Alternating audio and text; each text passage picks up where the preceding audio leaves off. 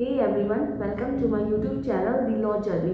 So this video is all about the important articles of the Constitution, and this important article is very useful in your NET exams, in your any entrance exams, in your judiciary and many other competitive exams and your semester exams also. सो चलिए शुरू करते हैं। पहला part बात करता है union and स्टेटरी। So guys हमेशा ये याद रखना कि आपको कॉन्स्टिट्यूशन के सारे पार्ट्स जो है वो टिप्स पे याद होने चाहिए कि पहला पार्ट क्या कहता है, दूसरा पार्ट क्या कहता है। अलॉन्ग विद आपको ये भी पता होना चाहिए कि शेड्यूल्स जो हैं कॉन्स्टिट्यूशन में कितने हैं, ये सारी चीज़ें आपको पता होनी चाहिए, ठीक है। उसके बाद अब देखते हैं इंपॉर्टेंट आर्टिकल की। सो पहला आर्टिकल इम्पॉर्टेंट है एंड थर्ड आर्टिकल भी इम्पॉर्टेंट है। मैं डिटेल में नहीं जाऊँगी, बस मैं जो इम्पॉर्टेंट आर्टिकल ना वो ही बताऊँगी, अंदर का मैटर कुछ नहीं बताऊँगी। उसके बाद में हम डिटेल वीडियो बना लेंगे नेक्स्ट वीडियो में। एंड जो पार्ट 2 है सिटीज़नशिप का, आपको पार्ट तो पता ही होना चाहिए, लेकिन इसमें कोई ज़्यादा ख़ास जो है वो इम्पॉर्टेंट आर्टिकल कोई नहीं है। बस आप ये वाला जो है आर्टिकल 5 जो है आप ये देख लीजिएगा एक बार।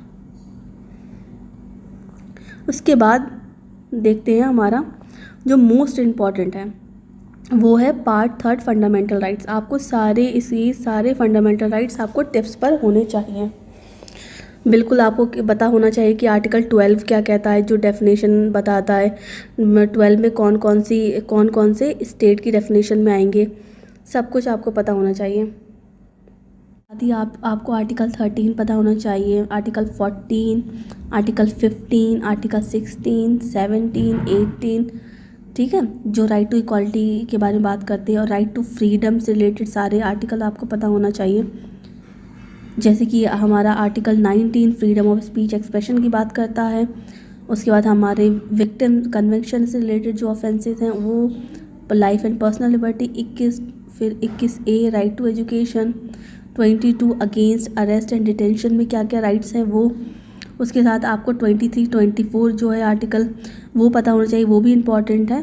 मोस्ट ऑफ द आपको सारे आर्टिकल्स जो है ये टिप्स पे होने चाहिए, ये याद रखिएगा। Article 29 and 30 is also important, पर अब आप सेविंग ऑफ सर्टेन लॉज जो है इनको आप छोड़ दीजिएगा, ये इम्पॉर्टेंट नहीं है। इसके साथ ही आप आर्टिकल 32 जो है ये मोस्ट इम्पॉर्टेंट है, क्योंकि इसमें समाई जो 5 रिट्स हैं उनके बारे में बताया गया है, और जो भी अगर फंडामेंटल राइट्स जो है वो अगर वायलेट होता है तो वो सुप्रीम कोर्ट के थ्रू हम जाके सुप्रीम कोर्ट जो है उससे हम रिलीफ ले सकते हैं इसी आर्टिकल के थ्रू, ठीक है।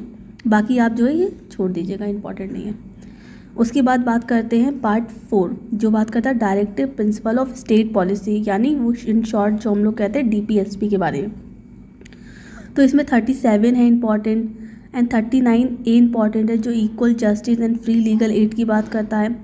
40 बात करता है ऑर्गेनाइजेशन ऑफ विलेज पंचायत की। 42 इम्पॉर्टेंट है, जो जस्ट और human condition of work and maternity relief के बारे में बात करता है। एंड 43 ऑल्सो इम्पॉर्टेंट, ठीक है। 44 जो है वो इम्पॉर्टेंट है, जो यूनिफॉर्म सिविल कोड की बात करता है।